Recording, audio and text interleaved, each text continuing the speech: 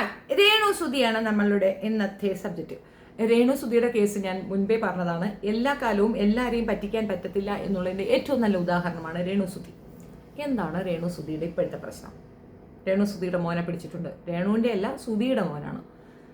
സുധിയുടെ മകനെ പിടിച്ചിരുത്തിയിട്ട് ഒരു ആങ്കർ ചോദിക്കുന്ന ചോദ്യവും അതിനോടനുബന്ധിച്ച് യൂട്യൂബേഴ്സ് യുദ്ധഭൂമിയിലേക്ക് ഇറങ്ങി നിന്നുണ്ട്. ചെറുക്കന് വേണ്ടിയിട്ട് ഭയങ്കരമായിട്ട് അധ്വാനിക്കുകയാണ്. എന്നിട്ട് കുറ്റപ്പെടുത്തുന്ന മുഴുക്ക ആങ്കറിനെയാണ്. അതെന്തിനാ ആ പെണ്ണെ പറയുന്നത്? പൊതുസമൂഹം അവനോട് ചോദിക്കാൻ സാധ്യതയുള്ളൊരു ചോദ്യം അവൾ ചോദിച്ചു എന്നേ ഉള്ളൂ.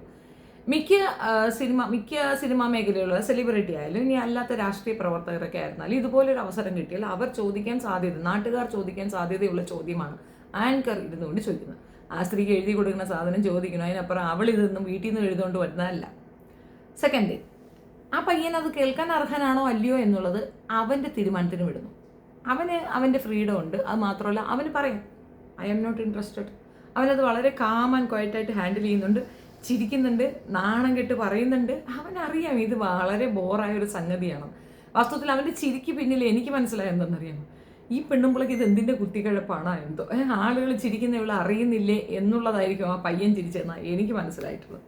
നമ്മുടെ സ്ട്രക്ചർ അല്ലെങ്കിൽ നമ്മുടെ ഒരു ടേം അത് നമ്മളാണ് ഏറ്റവും കൂടുതൽ മനസ്സിലാക്കേണ്ടത്. മറ്റുള്ളവർ പറഞ്ഞ് അറിയുന്നതിനേക്കാൾ ഉപരി നമ്മൾ കണ്ണാടി നോക്കണം, നമ്മളെ കൊണ്ട് ഇത് പറ്റുമോ ഇല്ലയോ എന്നുള്ളത്.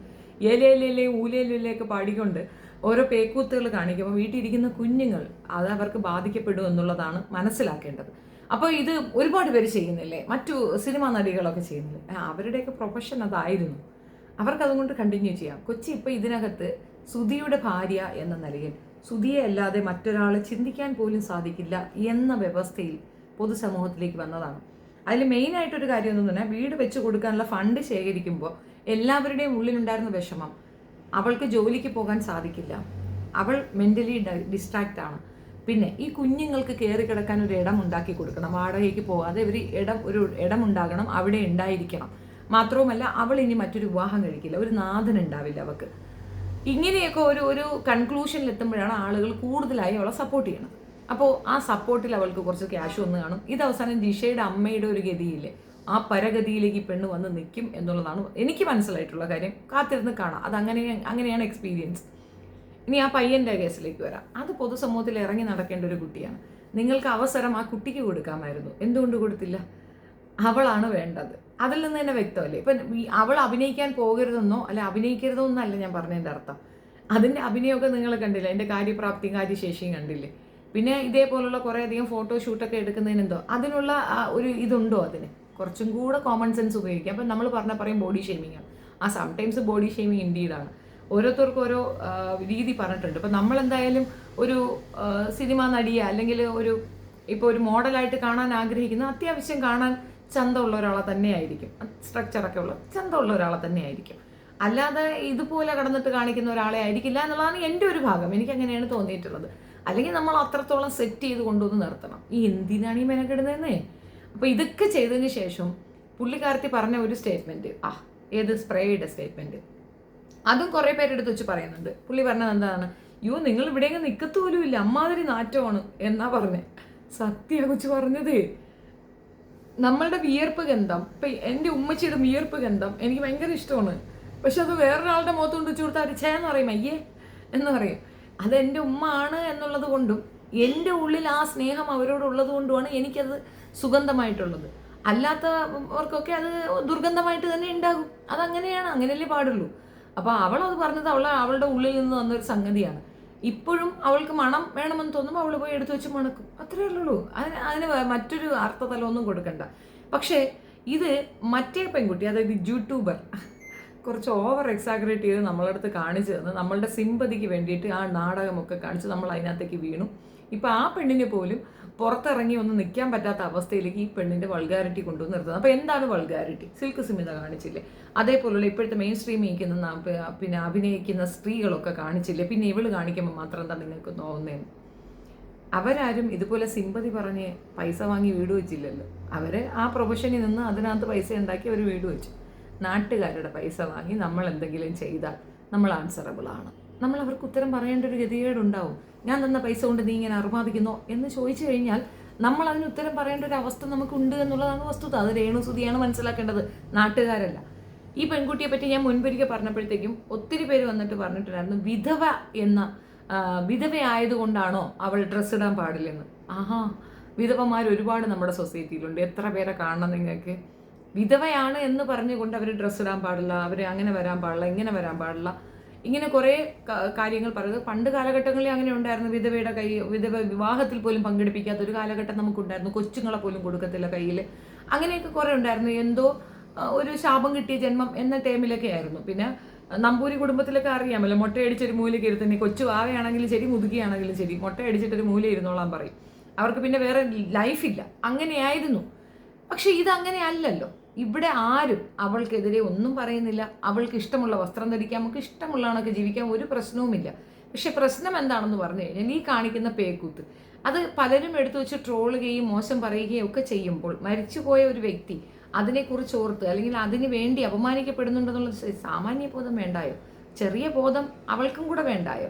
അതുമാത്രമല്ല, കുഞ്ഞുങ്ങളെ വരെ പിടിച്ചിരുത്തി ഇതേപോലെ ചോദ്യങ്ങൾ ചോദിക്കുന്ന ലെവലിലേക്ക് കാര്യങ്ങൾ എത്തിയിട്ടുണ്ടെങ്കിൽ ഷീ ഷുഡ് സ്റ്റോപ്പ്. അത് ചെയ്യുകയാണ് വേണ്ടത്. അപ്പം അത് പറയുമ്പോൾ വിധവയായ ഒരു സ്ത്രീ ആക്രമിക്കുന്നു അല്ലെങ്കിൽ വിധവയ്ക്ക് അങ്ങനെ പാടില്ല എന്നാണോ നിങ്ങൾ പറയുന്നത്? നിങ്ങളുടെ മനസ്സത്ര ഇടുങ്ങിയതാണോ എന്നൊക്കെ ചോദിച്ചു കഴിഞ്ഞാൽ ഈ രാജ്യത്ത് എങ്ങനെ ജീവിക്കാനുള്ള സ്വാതന്ത്ര്യമുണ്ട്. പക്ഷേ നാട്ടുകാർ നിങ്ങളെ എന്ത് പറയണമെന്നുള്ള സ്വാതന്ത്ര്യം നാട്ടുകാർക്കുമുണ്ട്. അത്രയേ ഉള്ളൂ. സ്വാതന്ത്ര്യം നിങ്ങൾക്ക് മാത്രമല്ല, കണ്ടിരിക്കുന്ന ബാക്കിയുള്ളവർക്കും ഉണ്ട്. അപ്പോൾ അവരവരുടെ സ്വാതന്ത്ര്യം ഉപയോഗിച്ച് ഇതുപോലെയുള്ള വർത്തമാനങ്ങൾ പറഞ്ഞു വന്നിരിക്കും. അത്രയേ ഉള്ളൂ. പിന്നെ പലപ്പോഴും പല തൻ്റെ രൂപേണയുള്ള വർത്തമാനങ്ങളൊക്കെ പുള്ളിക്കാർത്തിയുടെ വായിന്ന് വരുന്നുണ്ട്. എനിക്കങ്ങനെ പറഞ്ഞാൽ എനിക്ക് ഭയങ്കര രോമാഞ്ചിഫിക്കേഷൻ ഉണ്ടാവും. ആരെങ്കിലും കുറ്റപ്പെടുത്തിയാൽ. നാണം കിട്ടും പണം നേടുകിൽ നാണക്കേട് ആ പണം തീർത്തിടുമെന്ന ഫോമുലയാണ് പുള്ളിക്കാരത്തി കൊണ്ടുവരുന്നത്. പക്ഷെ നമുക്ക് മനസ്സിലാവുന്ന എന്താണെന്ന് അറിയാമോ? ഇത്രത്തോളമായിട്ടും രാജാവ് നഗ്നനാണെന്ന് ആ രാജാവിന് മാത്രമേ മനസ്സിലാവാതെ ഉള്ളൂ. ബാക്കി എല്ലാവർക്കും മനസ്സിലായേക്കുന്നു. ഏകദേശം പൊട്ടിപ്പൊളിഞ്ഞ് പാളീസായി നിൽക്കുകയാണ്. കുട്ടികളെ കയ്യിൽ നിന്ന് തൈലും അടിക്കാതിരിക്കുന്നതായിരിക്കും ഭാഗ്യം. അത്രേ എനിക്ക് പറയാനുള്ളൂ. ഇതിനേക്കാൾ ഉപരി, ഇതിനേക്കാൾ നന്നായി ഒരു എക്സ്പ്ലനേഷൻ, ഒരു ചേർത്ത് വയ്ക്കൽ പറയാം. നല്ലൊരു ആക്ട്രസ്സാണ് ഉർവശി. അതേപോലെ നന്നായി ആക്ട് ചെയ്യുന്ന മറ്റൊരാളെയും കൂടെ പറയാം, സിൽക്ക്. പക്ഷെ രണ്ടുപേരും നന്നായി അഭിനയിക്കുന്നു. ഒരേ ഫീൽഡ്, ഒരേ രീതി. അക്സെപ്റ്റൻസ് ആർക്കാണ്? എന്താണ്? ഇനി സിൽക്കിനെ പോലെ തന്നെ ഒരു പ്രാവശ്യം ഒരിക്കൽ ഡ്രസ്സ് ഇട്ടിട്ടുണ്ടായിരുന്നു ഉർവശി. പക്ഷേ ഉർവശിക്ക് അങ്ങനെ ഒരു ഇതില്ല. എന്തുകൊണ്ടാണ്? ആ ഒരു അവസ്ഥയിൽ സിനിമയിലേക്ക് വരേണ്ടി വന്നാൽ പോലും പിന്നീട് അതുമായി മുൻപോട്ട് പോയിട്ടില്ല. പിന്നെ അവരുടെ കഴിവിനനുസരിച്ചിട്ട് അവർ ഒരു സംവിധായകൻ്റെ നായികയാണ് എന്നുള്ള രീതി തന്നെയാണ് അവർ പറയുന്നത്. അവരിപ്പോഴും അങ്ങനെ ലേഡി സൂപ്പർ സ്റ്റാർ ആണെന്ന് വെച്ചാൽ ഉർവശി എന്ന് പറയും. അത് സൗന്ദര്യത്തിനേക്കാൾ ഉപരി അവരുടെ ആക്ടിങ് ഇതിനാണ്. അവരുടെ ഏജിനനുസരിച്ച്, അവരുടെ ക്യാരക്ടറിന് സൂട്ട് ചെയ്യുന്നതിനനുസരിച്ചിട്ട് ഒരു ഈഗോയും ഇല്ലാതെ അവർ അഭിനയിക്കുന്നത് കണ്ടിട്ടുണ്ടോ? ആ ലെവലിൽ ചിന്തിക്കുകയാണ് രേണു ചെയ്യേണ്ടത്. തൻ്റെ ഏജിന് അല്ലെങ്കിൽ തൻ്റെ ഫിഗറിന് ചേർന്ന വേഷങ്ങൾ എടുക്കുക. ഈ ഫോട്ടോഷൂട്ടും ഒക്കെ നടത്തി റൊമാൻറ്റിക് ഇതും കാണിക്കാനുള്ള പരുവത്തിലല്ല രേണു ഉള്ളത് എന്നുള്ളതാണ് വസ്തുത.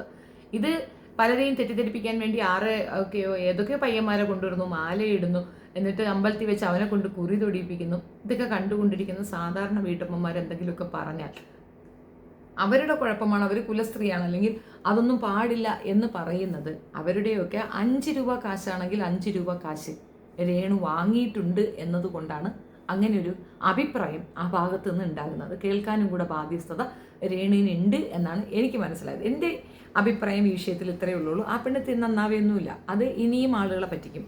അതും ഇനിയും ഇത് തുടരുക തന്നെ ചെയ്യും. ഒരു ദിവസം ഇതെല്ലാം കൂടെ തല്ലി പൊട്ടിച്ചിട്ട് പറയും എനിക്ക് ഭ്രാന്തായി എന്ന് വേണമെങ്കിൽ പറയും. പിന്നെ നല്ല പ്രപ്പോസലൊന്നും വരാത്തത് കൊണ്ടാണ് പുള്ളിക്കാരത്തി മറ്റൊരു വിവാഹത്തിൽ ചിന്തിക്കാത്തത്. അല്ലെങ്കിൽ എപ്പോഴേ കല്യാണം കഴിച്ച് കുട്ടിയായിട്ടുണ്ടാവും. അമ്മാതിരി സാധനമാണെന്ന് എനിക്ക് പലപ്പോഴും തോന്നിയിട്ടുണ്ട്. And that's my point.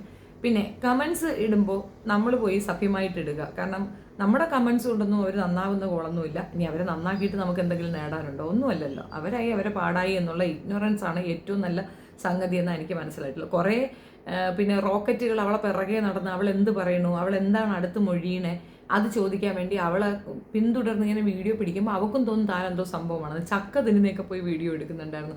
ഞാനൊരു ഭയങ്കര സെലിബ്രിറ്റിയാണെന്ന് സ്വയം തോന്നുമ്പോൾ പല അഹങ്കാര വർത്താനം അതിൻ്റെ വായിൽ നിന്ന് വീഴും. അതുകൊണ്ടുണ്ടാകുന്ന നഷ്ടം അതിന് മാത്രമാണ് എന്നുള്ളതാണ്. ആളുകളിലേക്ക് അവളെ തുറന്നു കാണിക്കാൻ വേണ്ടിയിട്ടായിരിക്കും ചിലപ്പോൾ ഇവന്മാരത് ചെയ്യുന്നുണ്ടാകും. പക്ഷേ ദ്രോഹമാണെന്ന് മാത്രമേ എനിക്ക് പറയാനുള്ളൂ.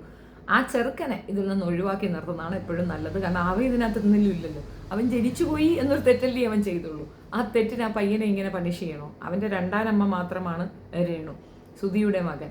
സുധിക്ക് മറ്റു ബന്ധങ്ങളും ഉണ്ടായിട്ടുണ്ട്. ആ ബന്ധങ്ങളിലുള്ളവരും ഒക്കെ ഇത് കാണുന്നുണ്ട്. ചിരിക്കാൻ വകയുണ്ട് എന്നതിനപ്പുറം സ്വയം ചെയ്യുന്ന അറിയാതെ ചുമ്മാ വിഡ്ഢിത്തരം കാണിക്കുന്ന ഒരു വിഡ്ഢി വേഷം കിട്ടുന്ന ഒരു പെണ്ണായിട്ട് മാത്രമാണ് എനിക്ക് രേണുവിനെ മനസ്സിലായിട്ടുള്ളത്. നിങ്ങളുടെ അഭിപ്രായം കമൻറ്റിൽ രേഖപ്പെടുത്തുക. എന്നെ പൊങ്കാല ഇടരുത്. എനിക്ക് കണ്ട കാര്യം പറയണമെന്ന് തോന്നിയിട്ട് ഞാൻ പറഞ്ഞതാണ്. താങ്ക്